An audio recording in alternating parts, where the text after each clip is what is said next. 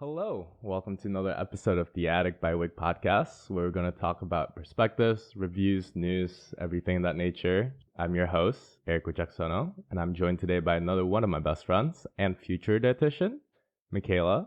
And I should probably start this with a trigger warning because we're here today to talk about eating disorders, mostly in young men and men in general. And how are you doing today? Nervous? Excited? I wouldn't say I'm nervous. This is pretty sick setup and a very casual setting. So got a glass of wine. Not nervous. Got my white wine, which is also a good white wine, so that's good. No, I'm excited. First time ever being on a podcast, so that's cool. And yeah, let's do this. Yeah. So okay, before we go any further, you can listen to us on Spotify, Anchor, Apple Podcasts, or whatever you listen to your podcast. And you can also follow us on Twitter and Insta at theatticbywik. And you can send us questions, feedbacks, topic suggestions, or just to say hi to me. Okay, so let's see. I guess we can start off with which eating disorders are present in men and young men in general. Yeah, absolutely. Okay, so I think also just to start off, the reason that we really wanted to brush on, as in-depth as we can within a short podcast on disordered eating and, of course, diagnosed eating disorders in men is just because, unfortunately, there still is this huge stigma. And even, for me, in the last couple of years at school, learning nutrition, learning about dietetics, and really going into depth of analyzing, how disordered eating can be for so many people, and consequently turning into what can sometimes be full-blown diagnosed eating disorders, is there's still just a stigma that it does affect women a lot more than men. And even in a lot of our cases in textbooks and, classes that we've been given, there's just not enough attention that I think is given to how destructive society's perception of food, health, fitness, and beauty can be towards men. Yeah, and I just really want to advocate for that more. Even though I am a woman myself, there's only a limited understanding that I can have within being a woman of what it's like to be a man. But I do really want to bring more awareness to just how much these things affect men as well. So, Yep.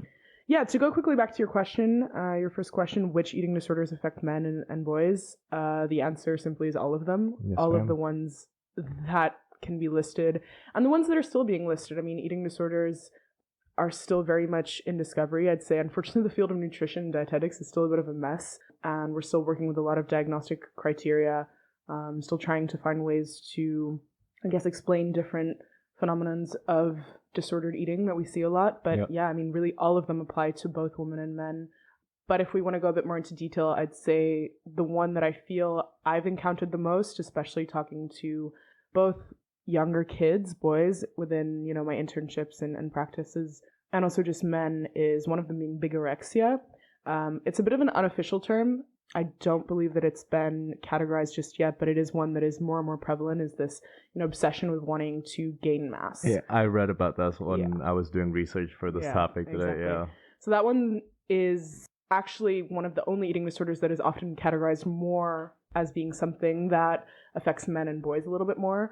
But I see that one coming up massively. So I think that one is definitely the most prevalent one, but similarly, bulimia, anorexia, orthorexia, which is the obsession of clean eating, quote unquote healthy eating, is a huge one that's upcoming, especially, I guess also now. People are becoming just more and more aware of how diets affect how we feel and look. And that's great, but within that just automatically means a rise in cases of orthorexia, people becoming obsessed with it and really trying to find control for how they're feeling, for their emotions through their diet. And that absolutely affects men. Absolutely. I want to touch back on bigorexia, and that's the obsession of trying to gain mass, trying to be big. Yeah. In a similar way to how you can imagine kind of the standard cliche image that we would have of, for example, an anorexic woman, really starving herself, avoiding calories, excessive cardio, or just excessive exercise in general, really that restrictive mentality.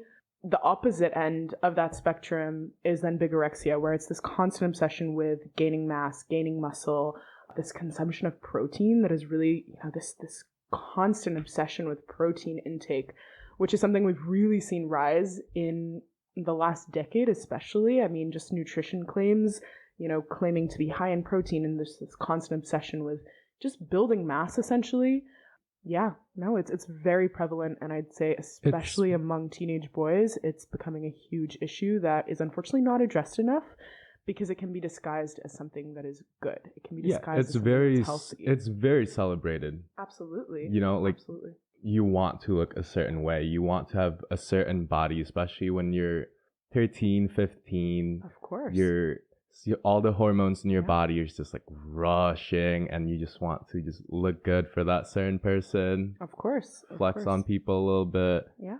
And I think especially in teenage boys, you kind of have this thought pattern of, especially going through puberty, and this is when we're talking about, prepubescent and young teenagers, is you're going through a lot of changes, ones you can't avoid in your body. And whether people realize it or not, whether it's subconscious or not, a lot of us at that age simply want to feel in control of our own bodies and our own appearance in some way. And I think especially with men, obsessive ways of going about wanting to increase mass and change the way you look kind of stems from. And then unfortunately, often you can get carried away with it, especially when it's something that's often celebrated instead of, considered something that can be really obsessive and unhealthy. I would say yes, that's one of the biggest main causes. I also want to bring up to light of cultural background. Yeah. With your body image, especially growing up. I grew up in an environment where if you don't look if you say you're 2 kilogram overweight, everyone's gonna call you fat. Yeah. It doesn't matter if it's your parents, your close family, your friends, and they do it as in a friendly way. Okay, I call you what a bitch. That's friendly. Sure. Sure. But don't be coming up to a 13-year-old boy and be like, what up? Why do you have man boobs? Yeah, what the fuck? No, I know. It's a huge issue, and I think it also just stems back to wait, also I don't call Michaela bitch. We don't call women bitches in this house. No, we do not. We do not. Just to quickly go back on that. I have to clarify that. No, don't worry. No one's getting called a bitch here. Unless No, but yeah, I mean it all just comes also back to this incessant toxic masculinity. And this this idea and this concept that, little boys should be strong and should be able to have it. And even if I have a 12-year-old brother, and I hear, how he talks to his friends and how his friends talk to him. And that's not okay. We've got to change this. And especially, I hear what they say about each other's appearance, and I'm like, oh my God, no wonder you're then going to resort to pretty extreme measures trying to change something about yourself. And they're going to grow up so insecure. Yeah. Yeah, true. But unfortunately, I would say most people struggle with disordered eating. Can you tell me the difference between disordered eating and eating disorders? Yeah, of course. So an eating disorder, something like anorexia, something like bulimia, something like orthorexia is really a diagnosed disease. It's a disorder. Unfortunately, with the rise of social media, I do think it's more and more common for people to self-diagnose, but eating disorders are very serious, mental disorders that have to be taken very seriously, and the term should not be thrown around freely. Lightly, freely. So that is really eating disorders, and disordered eating is something that, we all take part in once in a while, some more than others, some more frequently than others, but it just refers to a way of eating that is really far from, what would be natural, and is often caused by maybe other areas of your life not going as well, insecurities, things you've been told, ways of being raised that cause you to eat in a less than ideal way, in a way that might be obsessive, or on the other hand, extremely careless. Just basically I'd say anything that steps away from intuitive eating, which is a process of just eating when you're hungry, eating, to respect your body, eating to give your body nutrition that it needs. Yeah, but also, being able to have a piece of cake when you want, and being able to go out for a pizza when you want and not feel guilty about it. It really is all encompassing. Yeah, and the truth is that, the way our society is set up, the way our whole world is set up, it's basically set up for all of us to be disordered when it comes to our eating habits, and for us to have, unfortunately, a really unhealthy relationship with our body, because people can capitalize off of that. That's true. So, And it's hard to have a good relationship with your food sometimes. It is so fucking hard. And I tell people this all the time, don't beat yourself up for struggling with, whatever it may be that you find yourself struggling with within the realm of food and eating, because it's something we're faced with 3 times a day, if not more.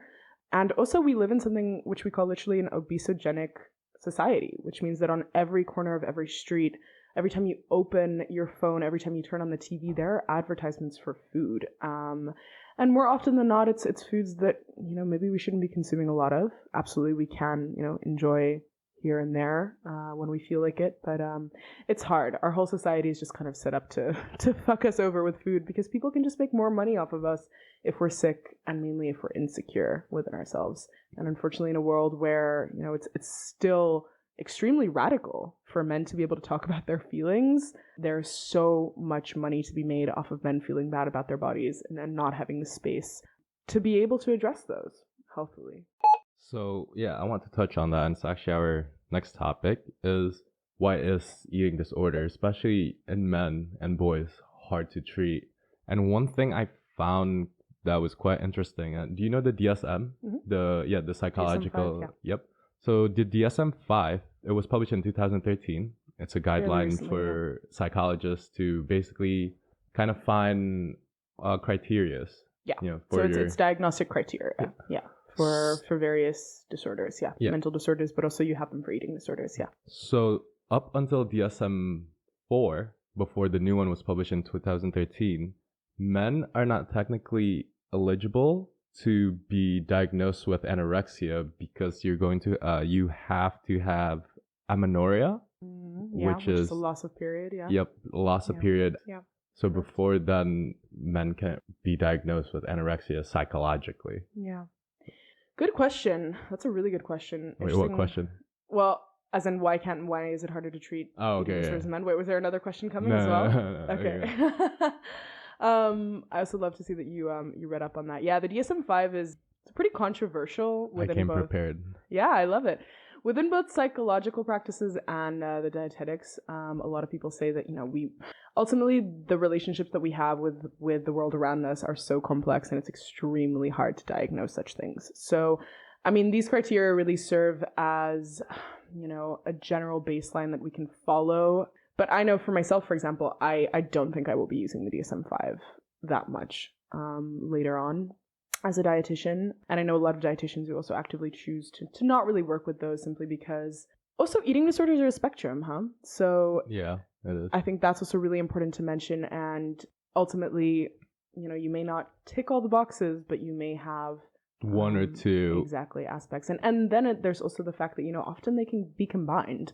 For a lot of people, you'll have, very restrictive tendencies, but once in a while you'll have binging tendencies. And I do think the DSM-5 is very polarizing. And within anything, within the medical field and paramedical field, it's, you're going to have those diagnostic criteria, but you have to take them with a grain of salt. So yeah, interesting. I didn't actually ever think about that, but yeah, that's true. One of the diagnostic criteria was definitely loss of your period, which happens when you restrict your calorie intake for a prolonged period of time for women or for people who menstruate. Yeah, I think the biggest one just comes down to the stigma that slowly is now being eradicated. Yep. Very, very slowly, one step at a time. But I think the biggest one comes down to the fact that men and younger boys don't even realize that they might be suffering from an eating disorder. So the truth is that they just seek treatment less often than women do. It's hard to say why this is. So there's a lot of different factors to that, but I'd say that's the biggest issue, is that a lot of men have no idea that the way they perceive their own bodies or the way they treat food at meal times is actually unhealthy. There's also lack of recognition of symptoms in men, because again, it's only the stigma right now as well is only women have eating disorders. Yeah. But also because not a lot of men come forward for research. They can't find any studies, and they can't conduct any studies. Absolutely. Because they don't find any study subject. And also, there's this one guy who is recovering from anorexia, and when he was 13 years old, I think, when he was 13 years old, he he was very severely underweight. But then to people around him, he got comments like, "Oh, you look so chiseled. You look so good. You look so toned. You look so toned." Yeah. But they didn't know that he was at the edge of having to be hospitalized for this. Yeah. That makes me really sad, first of all. And I think briefly it's very important to say one thing, which is that no one, not even trained healthcare professionals, can ever claim someone is, in good health simply by looking at them or by seeing a couple of meals that they've eaten. And it's really important also just in your day-to-day life, guys, to remember that whatever you see and whatever you think might be going on with a person might be very different than what's actually going on. And even if we're just looking at it from a perspective of malnourishment, which is also, a medical term, there are diagnostic criteria for people who are malnourished. You have no idea, if someone is actually in good health simply by looking at them. So that's a very important factor to address. I mean, it's really hard, I think, with men, and also just, being able to ask for help. Unfortunately, men just aren't, we're not encouraged to ask for help. And if you don't feel secure within yourself and within your body, what does that say about you as a man? I think it just goes back to just we are constantly bombarded, overloaded with information, media, images. I mean, never before has the human brain been exposed to this much like imaging, if you think about it. Yeah. The amount of just, I'm not even talking ads or whatever, but just purely images, right? Photos, pictures, whatever, that we see within 20 minutes on our timeline is more than, our great grandparents saw in a year. So, especially when most of us are, with the algorithm, but also ourselves choosing to only surround ourselves with imaging, on social media and just online of, this idealized version of life and human bodies that just isn't real. We're going to continue to feel this way. So I found a post on a One Fitness page on Insta. Literally clicked it once. Okay. Once. Yeah. And then now my Explore page is just flooded. Yeah. I'm so and okay, not gonna lie though, the memes they post are so funny. Are lit. Yeah, I know. Some of them are really good. I could really enjoy some of the wellness girl memes as well.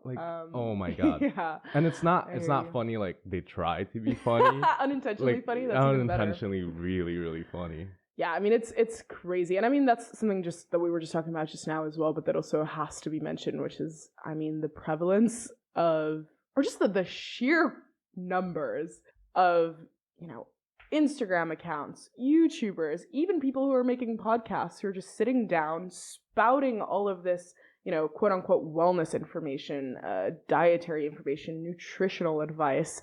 And these people have no formal training. They have no education. It's just uninformed, I don't even know, I would almost say propaganda for, this society in which so many companies just simply are going to continue profiting off of us feeling like we have to change our bodies and feeling like we aren't good enough right here, right now. You can capitalize on people's insecurities. Yeah, absolutely. There's so much money to be made.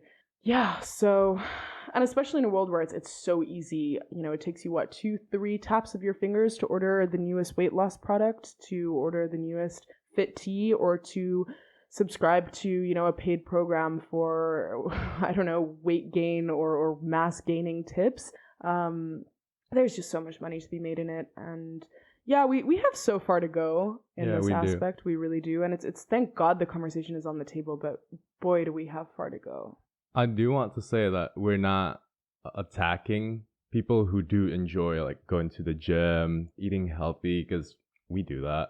Although I must say, more and more, sorry to interrupt you, but I do think we need to start stepping away from the word diet in essentially all fields except really medical ones. I mean, there are people who have to follow diets for extreme medical reasons, and that is completely valid.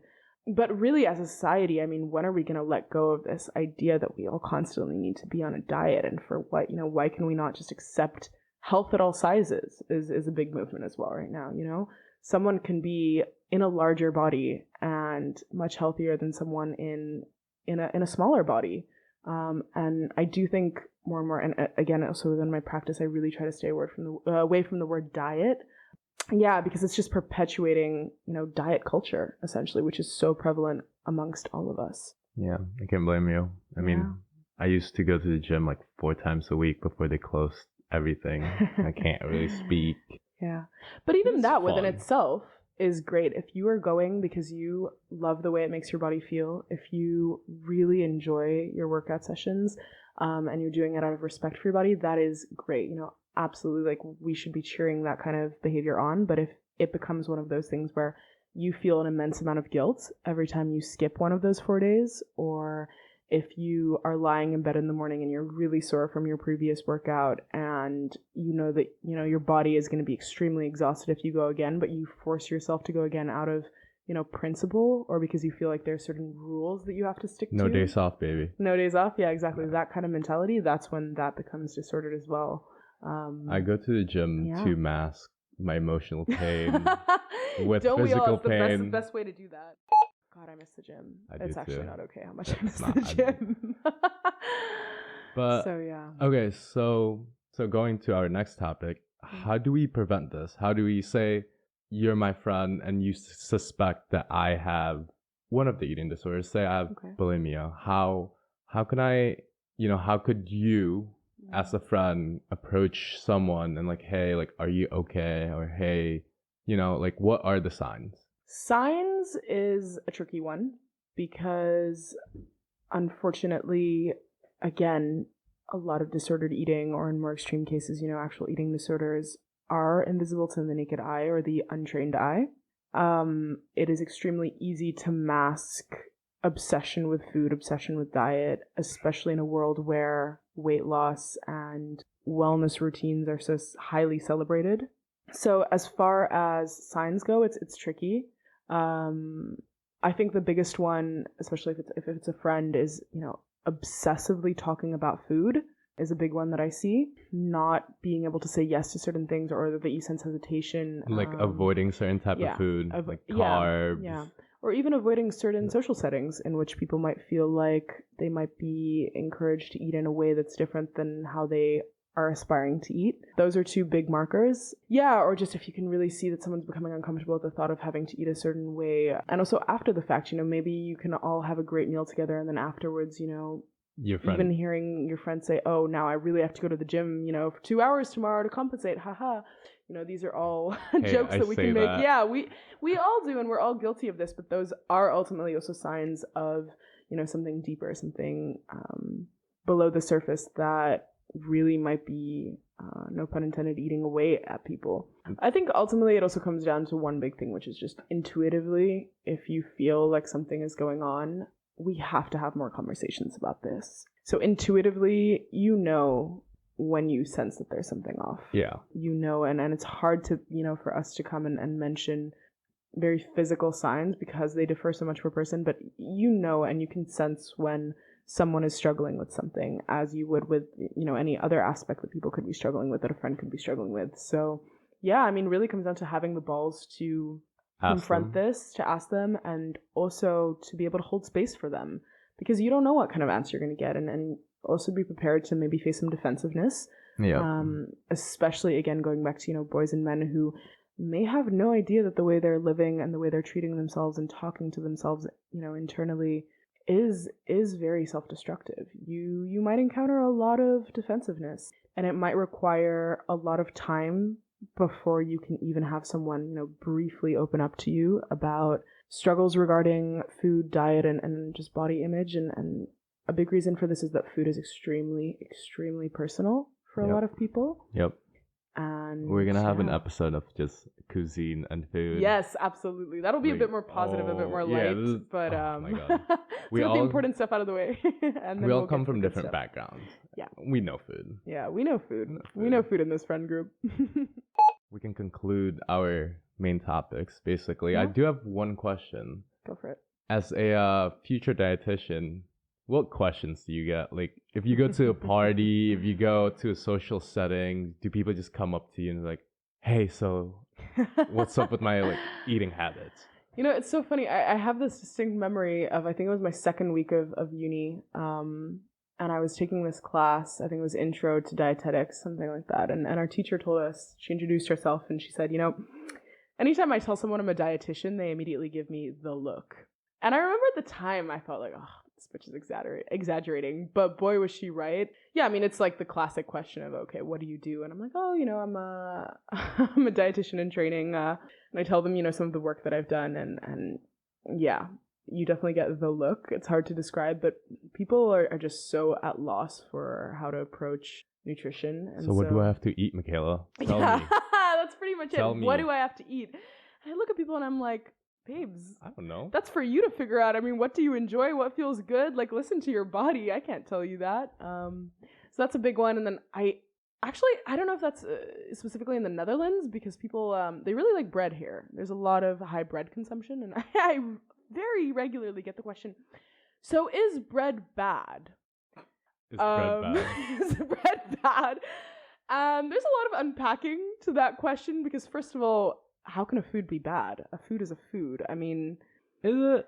yeah, we have to move away from labeling foods as inherently good or bad. There are more What if nutritious they're foods, and there are, processed? even that, they're processed, high calorie, high fat, less nutritious foods, just like there are, highly nutrient dense foods, but no food is inherently good or bad. And continuing to label foods as good or bad will continue to perpetuate diet culture and continue to perpetuate shame around eating certain foods, which no food should be off limits. If you enjoy something, you should absolutely be able to enjoy that once in a while without an ounce of shame or guilt, because it doesn't make you an inherently bad person to consume foods that are less or more nutrient dense. So that's the first thing. And then the second thing is, why do you think bread is bad? I mean, obviously it's going to depend what bread you're eating, but yeah, I get that one a lot. White bread has been villainized. Yeah. Same with white rice. Absolutely. It's been demonized. I mean, seriously, white bread, God forbid you might have like a slice of white bread. Which, yeah, of course, it does contain less fiber, and it's not exactly nutrient dense. You're not really gaining much from eating a slice of white bread, except for, some calories, some energy. Sure, that's absolutely true. And absolutely, if you're going to opt for, a whole grain sourdough bread, or a bread that has more, seeds and nuts in it, or whole grain, or a mixture of different grains, multigrain, sure, you're going to be able to get more micronutrients from it, and it'll keep you fuller longer, and extra fiber, sure. But yeah, it's so important that we stop demonizing certain foods and stop kind of glorifying other foods as peak moral standards, that, oh, if you only eat quinoa and kale, that you're a great person. That also just unfortunately isn't true. Yeah, there's a lot of unpacking to be done. Yeah. Can we go back to white bread real quick, though? Sure. The only good thing about white bread is for peanut butter and jellies. Facts. And toasties. Toasties, yes. Or with, okay, this might be controversial, but French toast. Chocolate sprinkles with bread, with white bread. And the Dutch chocolate sprinkles, the Dutch chocolate they do sprinkle slap. sandwich. They do slap. If you guys are listening to this and you guys are not Dutch, okay, here's what you have to do. Get 2 slices of white bread. Put butter on that bitch. But like a thick layer of like the good butter. Yeah. And put it has to be Dutch chocolate sprinkles. When I was living in America, I just had like a normal chocolate sprinkle. Didn't taste good. I had to go to the international store, got myself some Dutch chocolate sprinkles. That just slaps. On a different level. Absolutely. I mean, how could something that's good ever be inherently bad? Sure. Maybe it doesn't contain as many vitamins as a lot of sugar. Yeah, sure. A lot of sugar. Absolutely. But does that mean we can't enjoy them time and time again? And you should be able to enjoy them. Absolutely. Well, see, okay. I don't know if I'm going to cut this part out or not, but I want to end my podcast with this one question, because it's basically like my friends coming to the podcast, and I'm just asking them questions that just run through my head. So just a casual day. Just a casual day. Yeah. So I want to kind of do a survey, and I want to do a research to this. I want to settle a debate as well. When you're eating a rice dish. Oh God, I know what the question's gonna be. Yes. When you're eating, I should have asked Pan from the last episode. You really should have, yeah. But I know the answer. And I want your guys' opinion on this too. Like, and I'll leave a comment, DM me, like. But when you're eating a rice dish, do you use a fork or a spoon? I know that being a dietitian doesn't mean you're like a professional with food, but there's only one right answer. See, the thing is, I know what you think the right answer is. Because it is the right answer. But the truth is, you will never catch me in a restaurant eating, I don't know, at like an Indian restaurant or whatever, having some dal with some rice and eating it with a spoon. Eric, I'm sorry, no. I'm gonna eat that shit with a knife and fork. As intended. As intended by whom? I don't know. I don't know. Good question, but I don't know. I'm gonna stick to my fork, unless what I will do is say I'm having like a bowl at home, with just, I don't know, maybe some beans and some rice and some like chopped veggies in there, and I'm feeling lazy, then and maybe like some salsa or whatever, some sauce and curry, whatever is in there, then maybe I would opt for a spoon. Okay. Out of pure ease, especially if I'm like sitting on the couch, eating in front of the TV kind of thing. But no, generally knife and fork for me. Okay. I'm not going to give out my answer now. So this has been another episode of the Attic by Wik podcast. Thank you for listening, and thank you so much, Michaela, for letting me take your time.